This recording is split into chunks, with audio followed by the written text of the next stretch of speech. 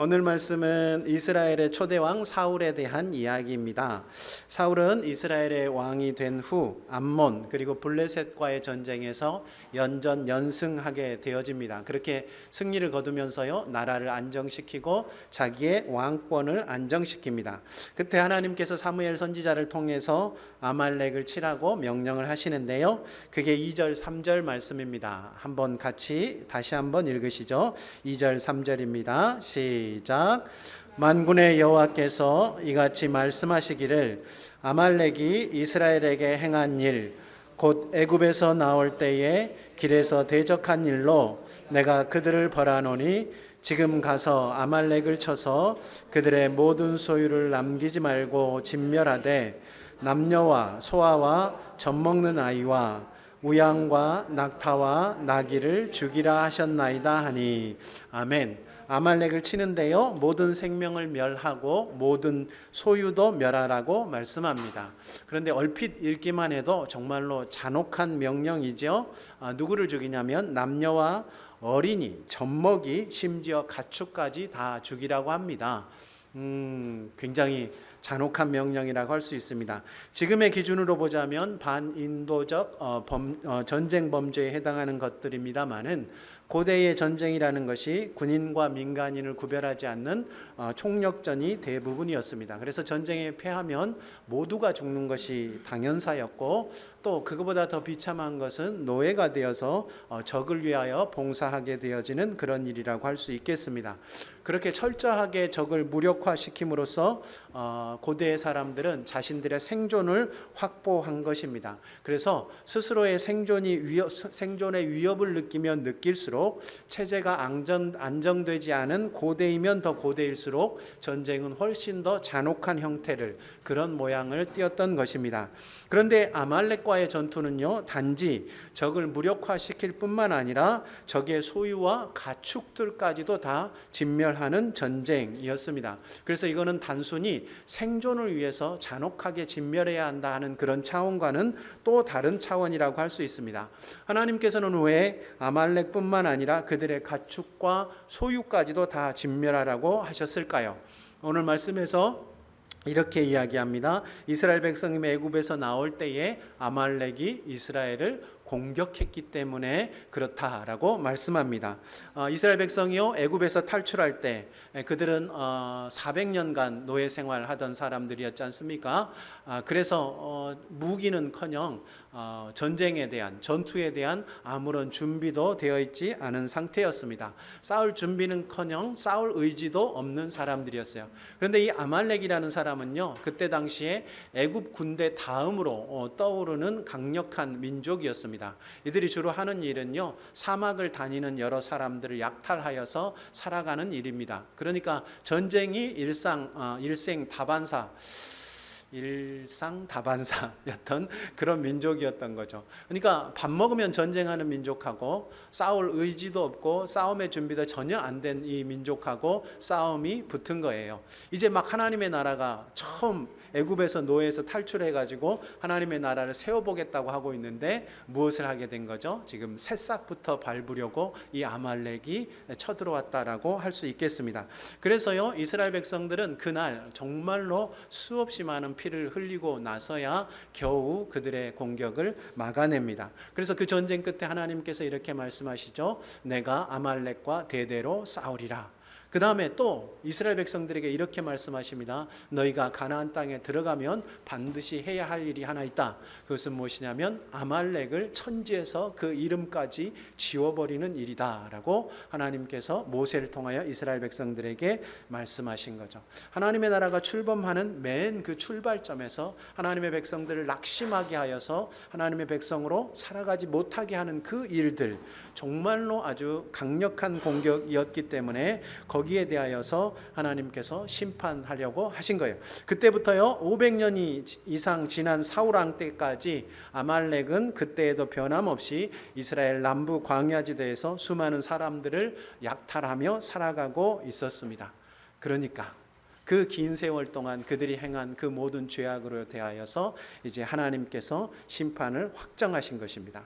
그런 면에서 아말렉과의 이 전쟁은요, 단순히 이익이나 생존을 위한 전쟁이 아니고 죄에 대한 하나님의 심판이라는 성격을 가지고 있었고, 그래서 모든 것을 진멸해야 했다라는 거죠. 만일에 생존을 위해서 혹은 이익을 위해서 하는 전쟁이었다면 그렇게까지 죽이고 그들의 재산과 가축까지 다 죽일 이유가 없는 거예요. 그런데 이게 심판이기 때문에 그 재산과 가축까지도 다 죽여야 한다라고 말씀하신 것입니다. 이렇게 생각해 보면 좀 더 쉽게 이해할 수 있는데요, 소돔과 고모라가 하나님 앞에서 악을 행하지 않습니까? 그래서 하나님께서 유황과 불로 그 도시들을 심판하십니다. 그때요, 하나도 남기지 않고 모두 다 불타오르게 되어집니다. 마찬가지로 하나님께서 이제 아말렉을 심판하시는데 이번에는 유황과 불이 아니고 전쟁을 통해서 심판하시는 거예요.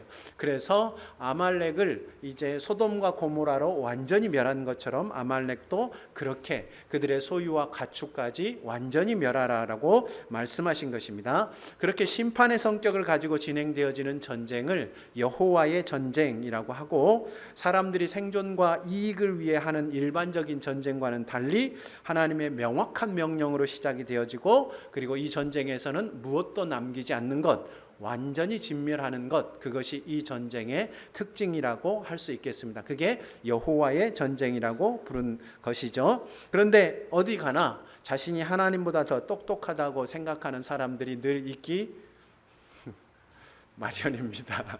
오늘 말씀에서도 자기가 하나님보다 더 똑똑하다고 생각한 사람이 있었는데 누구냐면 바로 이 사울입니다. 오늘 말씀 9절을 보면요, 사울은 전쟁에서 승리하자 아말렉 사람들은 모두 다 죽였는데 아말렉 왕 아각과 가축의 좋은 것, 소유 중에 좋은 것은 남겨두었습니다. 왜 남겨두었을까요? 아깝잖아요. 왕을 탈탈 털면 또 뭐라도 나오지 않겠습니까? 그러니까 아까우니까 왕 살려놓고 가축 살려놓고 그다음에 재산 중에 좋은 것들은 다 살려놓고 남겨놓은 거예요. 나쁜 것은 다 죽여 없애고 좋은 것은 싹 남겨두었다라고 이야기하는 겁니다. 그 불순종의 결과가요, 26절 말씀인데요, 우리 함께 읽으시죠. 26절, 사무엘상 15장 26절 말씀 함께 읽습니다. 시작. 사무엘이 사울에게 이르되 나는 왕과 함께 돌아가지 아니하리니 이는 왕이 여호와의 말씀을 버렸으므로 여호와께서 왕을 버려 이스라엘 왕이 되지 못하게 하셨음이니이다 하고. 아멘. 하나님의 말씀을 버리고 불순종한 사울을 하나님께서도 버리셨다, 그런 뜻입니다. 그래서 지금 사울이 이스라엘 왕이지만 앞으로는 이스라엘의 왕이 되지 못하게 하시겠다, 그런 뜻입니다. 물론 이 사건 이후로도요, 사울은 20년 동안 이스라엘의 왕으로 더 있었습니다마는 그 기간은 왕이 아니라 권력의 눈먼 미치광이로 보낸 기간입니다. 이 일이 있기 전에 사울은요, 가는 곳마다 승리하여서 이스라엘 모든 사람이 칭찬하고 존경하는 위대한 왕이었습니다. 그런데 이 사건 이후로 사무엘이 아니고 사울은 그야말로 기분이 하늘 끝까지 올라갔다가 땅 밑까지 떨어지기를 반복하는 사람이었습니다. 질투에 눈이 멀어서요, 나라 일은 다 집어치우고 다윗을 잡아 죽이려 천지사방을 쫓아다니고 권력을 공고히 하기 위해서 이스라엘을 편으로 가릅니다. 자기의 편인 베냐민 지파를 끌어다니고 다윗의 편인 다윗의 출신인 유다 지파를 멀리하는 일들을 아주 대놓고 편을 갈라요. 그리고 제사장들도 집단 학살하는 등 온갖 악한 일을 저지르다가 결국 블레셋과의 전투에서 비참한 최후를 맞이합니다. 말만 왕인 기간. 그러니까 그런 기간은 사실은요, 길면 길수록 더 비참한 거예요. 그렇잖아요. 그 기간이 20년이니까 그게 그나마 왕이었다라고 말할 수 있겠습니까? 너무너무 괴로웠겠다라고 할 수 있겠습니까? 너무너무 괴로운 것입니다. 하나님의 말씀에 불순종한 삶은요, 겉모양은 그럴듯해 보일지 모르지만 그 안에는 기쁨과 평안이 아니라 두려움과 염려로 늘 쫓기듯 살아가는 삶이라는 것입니다. 왠지 어디서 들어본 이야기 아닙니까? 겉모양은 그럴듯하지만 그 안에는 자기도 모르는 두려움과 염려로 왠지 모르게 쫓기는 것 같은 삶. 우리 살아가는 삶하고 비슷하지 않습니까? 지금이 그 어느 때보다도 편리하고 풍요로운 세상임에도 불구하고 우리는 왠지 모르게 불안하기도 하고 두렵기도 하고 염려로 쫓기듯 살아가는 것이 바로 우리의 모습입니다. 도대체 왜 사울은 모든 것을 진멸하라는 하나님의 명령에 불순종했을까? 첫 번째 이유는 아까 제가 말씀을 드렸습니다. 아까워서였던 거예요. 피를 흘리며 싸웠으니까 뭐라도 남아야 하는 게 아닌가 싶었을 것이고, 그래서 결국 좋은 것은 다 남겨두는 선택을 합니다. 그래서 19절 말씀에 사무엘이 이렇게 얘기해요. 왕이 약탈하기에 급급했습니다. 그놈의 욕심이 늘 문제를 일으켰다라는 거예요. 또 하나는요, 백성들이 죽이지 말자고 해서 그랬다라고 사울이 이야기합니다. 21절 24절을 보면 사울은 자신은 다 멸하려고 했으나 백성들이 좋은 것은 멸하지 말고 하나님께 제사 드리는 데 쓰자라고 말해서 백성들의 말을 들을 수밖에 없었다라고 이야기합니다. 백성들의 말을 들어주려고 그렇게 했고 하나님께 제사 드리기 위해서 그랬다라고 이야기하는 거예요.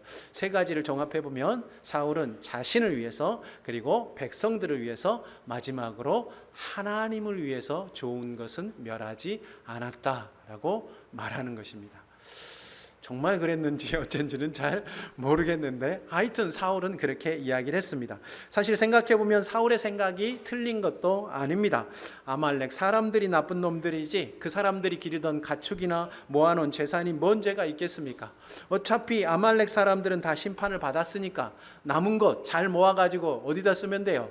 좋은 데 쓰면 되지 않겠습니까? 그거야말로 참다운 지혜입니다. 또 왕이라고 자기 마음대로 하면 그걸 폭군이라고 하죠. 백성들이 이거 죽이지 말고 남기자고 했으니까 좋은 왕이라면 어떻게 해야 됩니까? 백성들의 말을 들어야지요. 그뿐만 아니라 백성들이 이거 나쁜 데 쓰겠다는 게 아니고 하나님께 제사하는 데 쓰겠습니다 라고 했으니까 좋은 일 쓰겠다는데 기꺼이 들어줘야 하는 것이 맞지 않겠습니까? 사울은 어쩌면 이렇게 생각했을지도 모르겠습니다. 하나님이 미처 생각을 못 하신 거야. 이거 하나님께 제사 드리는 건데 만일에 정말로 우리가 이걸 안 죽이고 하나님 앞에 제사 드리면 하나님도 좋아하실 거라고 사울이 생각을 한 것입니다. 나 좋고 백성 좋고 하나님 좋고 이거야말로 누이 좋고 매부 좋고 도랑치고 가재 잡고 마당 쓸고 동전 줍고 일석삼조인 거죠. 이거 시험 봐야 되겠어요. 오늘 예배 끝나고 이게 뭐냐?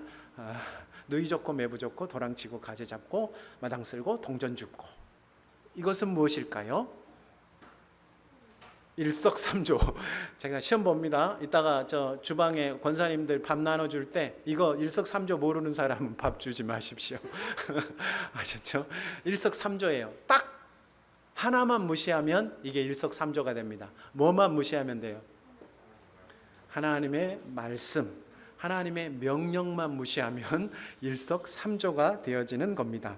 하나님의 명령만 무시하면 모두 다 회피한 상황. 바로 이 지점에서요, 하나님의 생각과 사울의 생각이 갈라지게 된 겁니다. 그리고 그 갈림길에서 사울의 선택은 자신에게 이해가 되고 이익이 되는 아말렉을 치는 일에까지는 하나님의 명령에 따르고, 자기가 이해도 되지 않고 이익도 되지 않는 부분에서는 자기 생각에 모두에게 좋은 대로, 결국 지 하고 싶은 대로 좋은 것을 남기는 것이었습니다. 이게 무슨 치킨 주문도 아닌데 순종 반, 불순종 반, 양념 반, 후라이드 반을 사울이 멋지게 시전한 거예요. 나에게 도움이 될 때까지는 순종, 그 다음부터는 불순종, 순종 반, 불순종 반. 그렇다면 사울은 하나님의 명령을 순종한 것입니까? 불순종하신 것입니까? 내 생각엔 순종한 것 같다. 내 생각엔 불순종한 것 같다. 불순종한 겁니다. 사울이 하나님의 명령을 순종했다고 하는 순간에도 사실은 그것이 하나님의 명령이기 때문에 순종한 게 아니고 자기에게 이해가 되어지고 이익이 되어졌기 때문에 사울이 순종한 것이죠. 그러니까 반쪽짜리 순종이라고 했던 것도 엄밀히 말하면 진정한 의미의 순종이 아니었던 거예요. 지 좋으니까 한 것을 누가 순종이라고 하겠습니까? 정말 문제는 뭐냐면 사울이 양념 반 후라이드 반을 했다는 게 문제가 아니고, 그것보다 더 문제는 자기 마음대로 해놓고 그거를 순종이라고 사울이 생각을 했다는 겁니다. 오늘 말씀 13절과 20절을 보시면요, 사울은 사무엘이 오자 자신이 하나님의 명령을 다 준행했다고, 사무엘을 보자마자 사무엘이 아무 말도 안 했는데 내가 하나님의 명령을 준행했습니다 라고 강변합니다. 반복해서 주장을 해요. 물론 그 속에는 변명도 섞여 있었겠지만 지속해서 그 말을 하고 있다는 것은 정말로 자기가 순종하고 있다는 것을 믿었다라고 이야기할 수 있겠습니다. 어쩌면 자꾸 자기 스스로를 속이다 보니까 어느새 자기 자신도 자기가 순종하고 있다고 믿어버렸는지도 모르겠습니다. 이게 착각입니다. 내 마음대로 하고 있으면서 내가 순종하고 있다고 착각. 이런 착각은요, 우리도 많이 하는 착각이지 않습니까? 우리의 마음에 드는 사람만 사랑하면서도 사랑하라는 주님의 말씀에 순종하고 있다고 착각합니다. 손해가 되지 않을 때만 정직하고 진실되게 말하면서 주님의 뜻대로 진실되게 살고 있습니다 라고 착각합니다. 하고 싶은 일이 있을 때면 큰 고민 없이 예배는 뒤로 제끼면서 나는 주일은 잘 지킨다 라고 착각하고 살아가고, 일주일에 1시간 예배하는 것이 전부면서도 나는 정말로 하나님을 사랑합니다 라고 착각하는 겁니다. 그러면서 이렇게 생각하는 거예요. 순종 반 불순종 반이면서 나 정도면, 이만하면 순종이라고 할 수 있는 것이 아닙니까? 라고 생각하는 거예요. 요즘 같은 세상에 그거라도, 그만큼이라도 하신다면, 그렇게 얘기하신다면 제가 뭐라고 말씀드릴 것이 전혀 할 말이 없습니다만은, 하나님도 그거를 순종이라고 생각하실까요? 저는 우리 교회 가운데 누군가 그런다면 그거라도 너무 잘하신 겁니다 하면서 저는 쫓아다니면서 박수 치는 사람이 접니다만, 그렇죠? 아닙니까? 제가 그렇잖아요. 제가 뭐 여러분 나무라지 않잖아요. 뭐 제가 제일 어린 사람이 나무랄 것도 없지만 어쨌든 저는 여러분이 그거라도 하면 너무 잘한다고 박수 치면서 제가 막 응원단장 하지 않습니까? 저는 그렇습니다만은 하나님도 그러실까? 여러분 한번 고민해 보셨습니까? 만일에 하나님께서 사울의 순종을 순종이라고 그랬다면 우리들이 하는 것도 순종이라고 받아주실 겁니다. 하나님은 어떻게 반응하셨을까요? 이렇게 반응합니다. 사울은 자신이 하나님의 명령에 순종했다라고 강변했지만 하나님은 이렇게 말씀하셨어요. 네가 내 말씀을 버렸으므로 나도 너를 버리노라. 하나님처럼 명백하신 분이 없어요. 정말로 심플하잖아요. 네가 내 말씀을 버렸으니까 나도 너를 버리노라.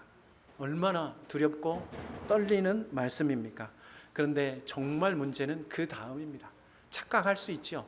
근데 그거보다 더 문제는 뭐냐면 이렇게 매서운 책망을 들은 사울의 반응, 그것이 정말로 문제입니다. 이건 너무 중요하니까 우리 24절 찾아서 한번 읽어보시죠. 15장 24절 말씀 찾아서 아닙니다. 나중에 찾아볼 게 있으니까 제가 읽어드리겠습니다. 그 말을 듣자마자 사울이 이렇게 이야기합니다. 제가 잘못했습니다. 한 번만 용서해 주시고 사람들 앞에서 제 체면 좀 세워주십시오. 이렇게 사울이 반응했습니다. 그러니까 여러분 이게 이해가 되세요? 하나님이 네가 내 말씀을 버렸으니까 나도 너를 버리노라 라고 말씀하니까 잘못했습니다. 한 번만 봐주시고 사람들 앞에서 제 체면 한 번만 세워주십시오. 제가 명색이 왕이지 않습니까? 이렇게 얘기했어요. 여러분 이게 이해가 되세요? 이게 앞에서 좋은 것은 남겨둔 것은요, 사울의 순간의 욕심 혹은 판단착오라고 변명할 수 있을지도 모르지만 그것을 나무라는 하나님의 말씀에 대한 이 반응은 그의 불순종이 순간적인 실수가 아니라 명백하게 고의적이고 그 마음에 오랜 습성으로 굳어진 것이라는 것을 알 수 있게 합니다. 사울은요, 하나님의 말씀에 불순종하는 것을 대수롭지 않게 생각한 거예요. 그래서 살다 보면 그럴 수도 있는 일 정도로 생각하니까 그저 그 순간을 넘기기 위해서 아이고 잘못했습니다. 한 번만 봐주시고 제 체면 좀 세워주십시오. 이렇게 얘기했던 거예요. 여러분 이 장면 어디서 많이 보신 거 아닙니까? 잘못했다 그러면은 잘못했다고 상대방이 화를 내면 아이고 내가 미안해 잘못했어 한 번만 봐줘 다음부터는 안 그럴게. 이 장면 어디서 많이 보셨어요? 남자 여자 데이트할 때 아내와 남편이 부부싸움 할 때 가장 많이 일어나는 일이 바로 이 일입니다. 여자가 화가 나서 막 화를 내면 남자들이 어떻게 해요? 지가 뭘 잘못했는지도 모르면서, 아내가 왜 화를 내는지도 모르면서 우선 뭐라 그래요? 미안해. 내가 잘못했어. 다시는 안 그렇게. 한 번만 봐줘. 그리고는 그 곤란한 상황을 얼른 피하려고 하는 겁니다. 무엇이 상대방을 그토록 화나게 했는지에 대해서는 관심조차 없고 우선 이 불편한 상황을 넘기려고 하는 거예요. 제가 여자분들에게 여쭤봅니다. 정말로 화나게 하는 게 뭡니까? 바로 그게 정말로 화나게 하는 게 아닙니까? 지가 뭘 잘못했는지도 모르면서 대충 넘기려고 미안해, 잘못했어, 한 번만 봐줘 이러면 이 인간은 상종할 가치도 없는 인간이구나. 화를 낸 나만 땡땡이지 하고 그렇죠, 권사님? 박옥래 권사님 맞습니까? 뭘 잘못했는데 그래도 더 화납니다, 사실은. 자, 여기서 더 나가면 우리가 설교를 하기가 어렵기 때문에 자, 여기서 멈추시고 하여튼 내가 뭘 잘못했는지도 모르고 우선 그렇게 이야기하는 것은 정말로 상대방을 분노하게 하는 겁니다.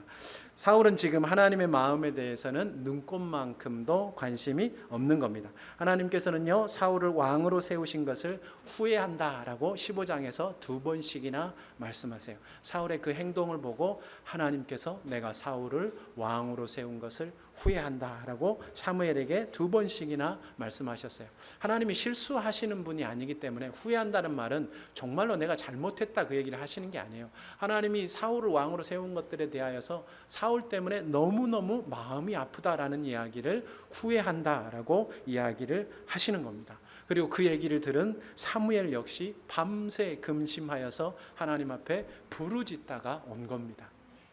하나님이 후회하신다 그러니까 사무엘도 이거 너무너무 걱정이 된 거예요. 두렵고 떨려서 하나님 앞에 밤새 부르짖은 거예요. 어떻게 하면 하나님 마음을 돌리시겠습니까? 어떻게 하면 사울을 다시 용서해 주실 수 있겠습니까? 밤새 부르짖다가 사울을 만나러 온 거예요. 그런데 정작 사울은 이 이야기를 들었음에도 뭐라고 이야기합니까? 잘못했습니다. 한 번만 봐주시고 사람들 앞에서 내 체면 한 번만 세워주십시오. 이렇게 이야기하는 겁니다. 이빠른 소리로 싸구려 사과로 얼렁뚱땅 넘어가고 있는 거예요. 하나님의 마음에 대해서는 사무엘의 마음에 대해서는 1도 관심이 없는 거예요. 여러분 오늘 교회 오셔서 처음으로 하신 일이 뭡니까? 교회 좀 다니신 분들은 교회 오면 제일 먼저 해야 하는 게 기도잖아요. 기도하실 때 회개하셨어요? 안 했네, 안 했어. 그나마 입 바른 소리도 안 했네. 근데 하신 분들 계시죠? 여러분 회개 기도하실 때 혹 사울처럼 하나님의 마음에는 관심도 없이 입 바른 말과 싸구려 회개를 하시지는 않으셨습니까? 그거라도 안 하면 혹여 안 좋은 일 생길까 두려운 마음에 찜찜한 거 털어버리기 위해서 그렇게 하신 것 아니냐는 말씀이에요. 그리고는 언제 그랬냐는 듯 지금 은혜스러운 얼굴로 저를 바라보고 계시잖아요. 제가 지금 이 자리에서 제 눈에는 여러분이 세상에서 여러분처럼 거룩한 사람이 없어 보입니다. 그런데 설마 제가 속고 있는 것은 아니죠?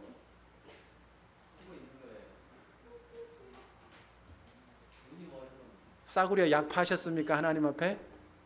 그리고 지금 이 거룩한 표정을 저한테 짓고 계신 거예요?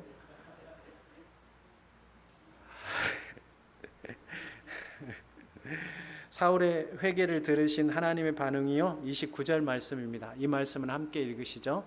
29절 말씀입니다. 함께 찾아서 읽습니다. 29절입니다. 시작. 이스라엘의 지존자는 거짓이나 변개함이 없으시니 그는 사람이 아니심으로 결코 변개하지 않으심이니이다 하니. 아멘. 하나님께는 관심도 없는 그런 싸구려 가짜 회개에 마음 바꾸시는 분이 아니라는 선포입니다. 하나님은 반드시 그가 선언하신 심판의 말씀대로 그대로 이루실 것이다. 그것이 하나님께서 사울의 회개를 들으시고 하신 말씀입니다. 여러분 그가 비참한 죽음을 당하는 마지막 전투 전에 그는 미친 듯이 하나님을 찾습니다. 블레셋과 전투를 앞두고 너무너무 두려웠어요. 그래서 미친 듯이 하나님을 찾습니다.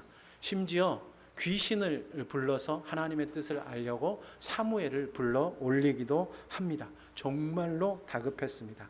그런데 하나님은 꿈으로도 우림으로도 선지자로도 대답하지 않으십니다. 왜 그런지 아시겠죠?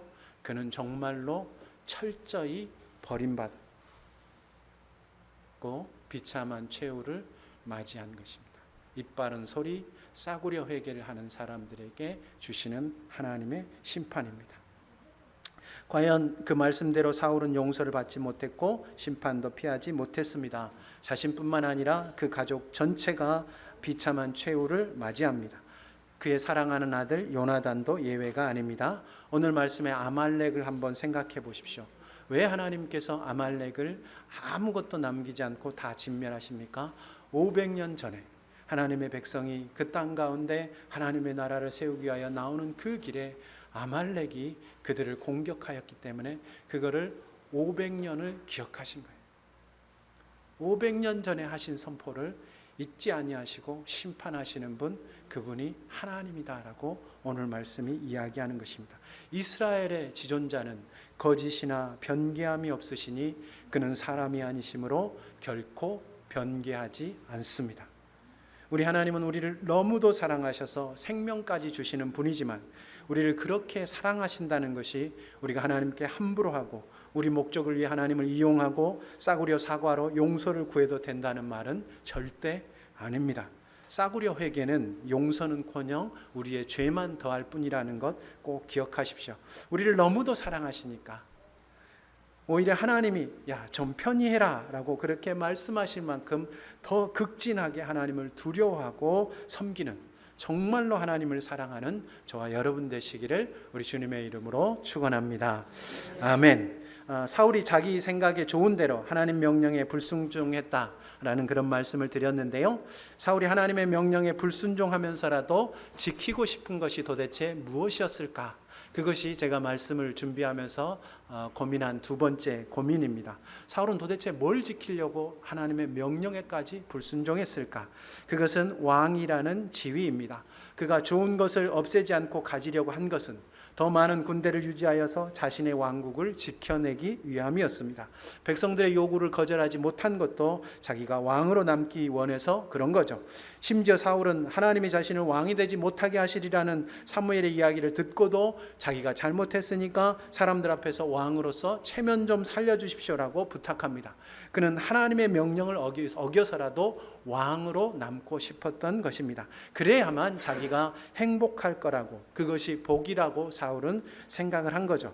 하나님이 아무것도 없는 그를 이스라엘의 왕으로 삼아주시고 가는 곳마다 승리하게 하셨는데도 불구하고 하나님이 자신을 참으로 복된 길로 인도하신다, 행복의 길로 인도하신다라는 것을 믿지 못한 거예요. 사울은요, 하나님을 못 믿어서 결국 불순종하게 된 거예요. 그게 그 마음에 있는 밑바닥에 숨겨져 있는 동기입니다. 제가 사울의 말씀을 묵상하는 동안 두 사람이 떠올랐는데 첫 번째는 부자 청년입니다. 한 부자 청년이 예수님께 나오지 않습니까? 어떻게 하면 영생을 얻습니까? 라고 묻습니다. 예수님이 계명 다 지켰냐 물으니까 어려서부터 다 지켰습니다 라고 말합니다. 그러자 예수님이 이렇게 얘기하시죠. 네가 가진 재산 다 팔고 가난한 사람들에게 나눠주고 너는 나를 따르라. 그 말을 듣자 재물이 많아서 근심하며 돌아갑니다. 사울이랑 너무나 비슷하지 않습니까? 부자이니까 그 돈을 건드리지 않는 한에서는 얼마든지 하나님의 계명을 지키며 순종하며 따라갑니다. 이해하고 이익이 되니까 쫓아간 거예요. 그런데 그 가진 것을 팔라고 하니까 이해도 안 되고 손해이니까 받아들이지 못한 거예요. 부자 청년은 뭘 못 믿었습니까? 예수님이 지금 자신에게 제시하는 그 길이 자신을 정말로 행복한 길로, 영생의 길로 인도하시는 길이라는 것을 믿지를 못한 거예요. 예수님을 믿지 못하니까 그 말씀대로 쫓아가지 못한 것입니다. 믿음이 없는 거예요. 그 바탕이. 그러니까 쫓아가지 못한 겁니다. 한 사람 더 떠오른 사람은 아브라함입니다. 아브라함은 100세에 이삭을 낳았지 않습니까? 25년 동안 하나님의 약속을 믿고 견디고 기다려서 아들을 낳았어요. 그 아들과 한 10년 정도 살았습니다. 그런데 하나님께서 말씀하시잖아요. 그 아들 나한테 바쳐라. 아브라함은 어떻게 합니까? 뒤도 안 돌아보고 아내랑 상의하면 말릴까 봐 얘기도 하지 않고 이삭을 데리고 가서 하나님 앞에 죽여서 바치려고 합니다. 왜 그랬을까요? 아브라함은 하나님을 믿은 거예요. 하나님이 자기를 복된 길로 복 주시고 복 주시려고 이렇게 하신다는 것을 믿은 겁니다. 그래서 그 길을 쫓아서 기꺼이 순종해 갈 수 있는 거예요. 그래서 히브리서에는 뭐라고 이야기하느냐? 아브라함이 하나님을 믿었는데 그가 아들을 죽은 자 가운데서도 살리실 줄 믿었다라고 이야기합니다. 아브라함의 행복이 어디 있겠습니까? 25년 기다려서 낳은 아들, 그에게 주신 하나님의 복의 결정체가 바로 이 아들이 아닙니까? 그 아들 없이는, 그 아들을 죽이고 어떻게 행복한 삶을 살아갈 수 있습니까? 사람이 그렇게 살아갈 수 없는 거예요. 그 다음부터는 정말로 불행한 삶을 살아갈 것이라고 누구나 예상할 수 있고 아브라함이 가장 잘 알 수 있었을 겁니다. 그런데도 아브라함은 믿은 거예요. 내가 갈대아 우르에서 하란에서 하나님의 말씀을 쫓아서 지금까지 하나님의 말씀을 따라 살아왔는데 이 40년 동안 하나님께서는 늘 나에게 신실하시고 나에게 항상 복으로 인도하셨다. 그 경험이 하나님께서 나에게 복 주시라는 믿음을 확실하게 갖게 한 거예요. 만일 내가 행복하기 위해서 이 이삭이 꼭 필요하다면 내가 지금 이렇게 바쳐서 죽여서 바쳐도 하나님이 그를 살리실 줄 내가 믿는다. 그게 아브라함의 믿음이지 않습니까? 하나님과 함께하는 동안 그는 하나님에 대한 믿음이 그 속에 자라나게 되어진 것입니다. 부자 청년에게는 재산이, 아브라함에게는 아들이, 사울에게는 왕이라는 이 명예가, 직위가 그들이 믿음이 있는지 없는지 확인하는 계기가 되어진 것입니다. 여러분, 이게 우연이 되는 게 아니에요. 하나님은 그 조건 없는 사랑으로 사람들을 자신의 백성으로 삼으시고 복 주시지만 때가 되면 자신의 백성들에게 물으십니다. 조건 없이 사랑하시고 자신의 자녀 삼아주시고 복을 주셔요. 그런데 때가 되면 하나님께서 그 백성들에게 물으셔요. 뭐라고 묻느냐? 너는 나를 믿느냐? 내 말이 이해되지 않고 내 말 때문에 당장에 네가 크나큰 손해를 보고 어려움이 생긴다 해도 너는 내 말을 믿고 순종하겠느냐? 네가 가장 사랑하는 것, 그것도 내 말대로 쓸 수 있겠느냐? 그만큼 나를 믿느냐? 그것이 하나님의 질문입니다. 처음 예수를 믿을 때 그냥 조건 없이 사랑하여 주시고 복 주시지만 하나님과 함께 살아가는 그 세월이 지나가는 동안 하나님께서 그 시간이 지난 다음에 우리에게 반드시 묻는 거예요. 처음부터 예 그렇습니다라고 대답할 수 있는 사람은 많지 않을 겁니다. 아니 그렇다고 예 그렇습니다라고 대답을 해도 그 말이 도대체 무슨 의미인지 잘 모르고 그렇다라고 대답하는 거예요. 그래서 말뿐 아니라 생각과 삶으로도 믿음을 드러낼 수 있는 사람은 없다라고 할 수 있습니다. 그래서 하나님은 처음에는 그냥 그 서툰 고백도 속아주시는 거예요. 잘 들으세요. 여러분이 하나님 사랑한다고, 하나님 믿는다고, 예수님이 나 때문에 죽으셨습니다. 죽으실 만큼 나를 사랑합니다. 그래서 나도 주님을 사랑합니다. 내 주님이 되어 주십시오라고 고백했지만 하나님이 믿으신 게 아니라고요. 속아주신 거예요. 여러분 지나보니까 그 고백이 정말이었습니까? 아니잖아요. 여러분 처음 예수님 믿었을 때 하셨던 그 고백이 살아보니까 아 내가 뭣도 모르고 한 소리였구나 하는 생각이 드실걸요. 그래서 하나님이 처음에는 그냥 속아주셔요. 그거 묻지도 않고 따지지도 않고, 요새 보험 전화할 때 그러잖아요. 묻지도 따지지 않고 다 가입해 주잖아요.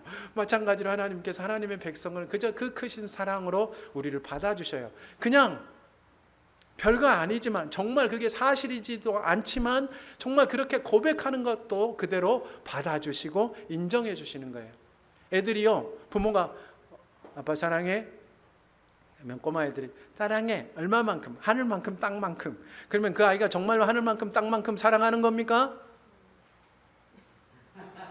그걸 믿는 사람은 아유, 그 믿는 사람, 그 아빠가 만일 믿었다 그것도 아빠가 아니고 철딱선이야. 그잖아요. 그거 아니에요. 살아보면 우리가 알잖아요. 얼마나 이것들이 부모를 이건 사랑하는 게 아니고 이거는 정말 부모를 그냥 들들 볶으려고 태어난 것이 이것들이 아닌가 하는 생각이, 우리 집 아이들은 그렇지 않습니다. 여러분 집 아이들은 그럴 줄. 하여튼 그런 거예요.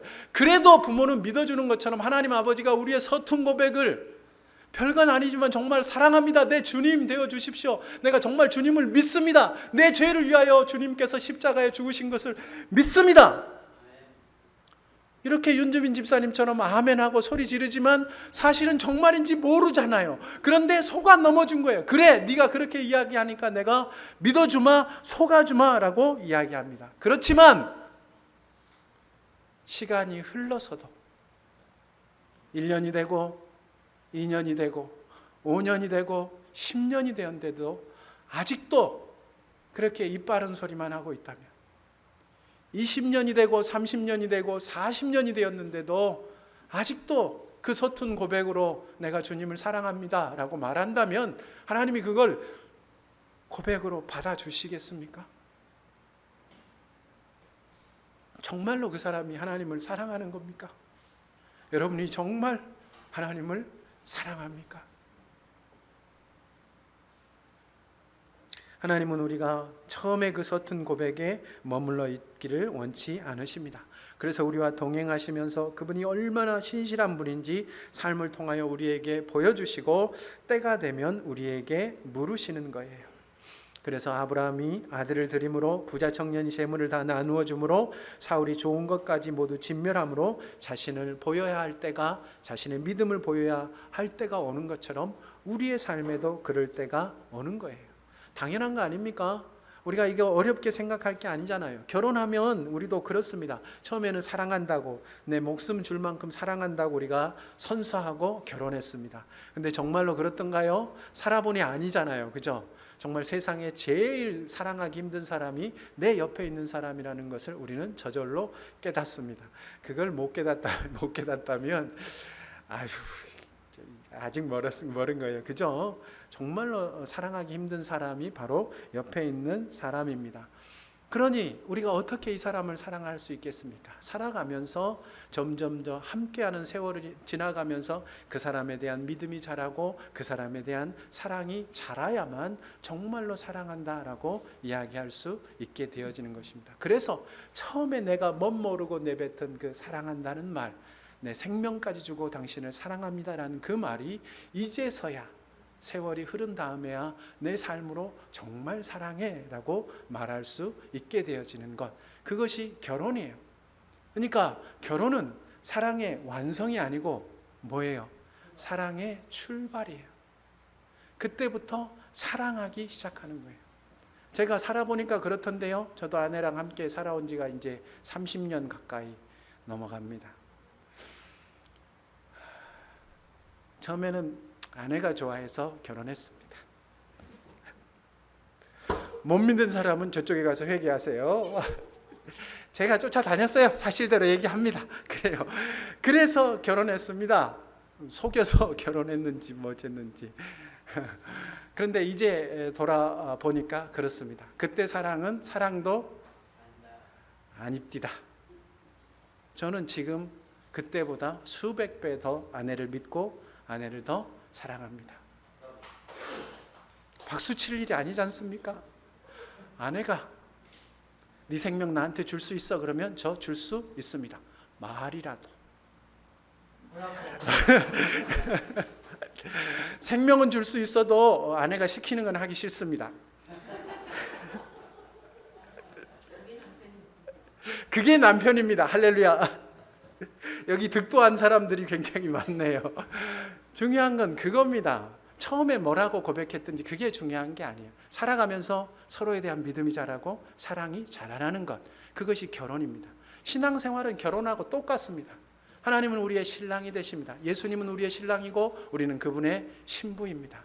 우리는 선소하고 내가 주님이 나를 사랑한다는 것을 듣고 나도 이제 주님을 사랑합니다. 내 신랑이 되어 주십시오 하고 그분과 함께 우리의 결혼 생활이 시작이 되어졌어요. 끝이 아니란 말이에요. 예수 믿었으니까, 내가 당신을 사랑하니까, 당신은 나의 주님이니까 이제 천국에서 만나 봬요. 빠빠이. 그게 신앙생활이 아니라고요. 그날부터 우리는 주님과 함께 동행하면서 때로 하나님께 실망하고 다시 그것이 실망이 아니고 하나님의 기쁘신 뜻이라는 것을 알아가고, 그렇게 하루하루 1년, 5년, 10년, 20년, 30년 이렇게 살아가는 겁니다. 그렇게 해서 마지막 순간에는 말하지 않아도 하나님이 나를 사랑하시고 나도 내 생명 다하여 그분을 사랑한다라고 고백할 수 있게 되어지는 것, 그것이 신앙입니다. 그런 사람에게 영생이 주어지는 거예요. 그런 사람은요, 영원히 하나님과 살아가는 것이 기쁨이지 않습니까? 내가 더 사랑하게 되어졌으니까, 내가 정말로 사랑하게 되어졌으니까, 내 아들보다도 내 재산보다도 왕이라는 내 명예보다도 내가 이 땅에서 이루는 그 어떤 것보다도 이것을 다 드려서라도 당신을 사랑합니다라고 사랑하는 사람에게는 하나님의 나라에 영원히 사는 것이 영생 아니고 영원한 기쁨이 아니겠습니까? 그런 사람에게 영생이 오는 거예요. 여러분 어떠십니까? 여러분의 삶으로 그렇게 고백하실 수 있겠습니까? 처음 주님을 사랑한다 고백하던 그때로부터 지금은 훨씬 더 주님을 믿게 되었습니다. 훨씬 더 주님을 사랑하고 있습니다. 작년보다 올해 훨씬 더 주님을 믿습니다. 훨씬 더 사랑합니다. 어제보다 오늘 더 사랑하고 더 믿습니다. 여러분 그렇게 고백하실 수 있으십니까? 기도합니다.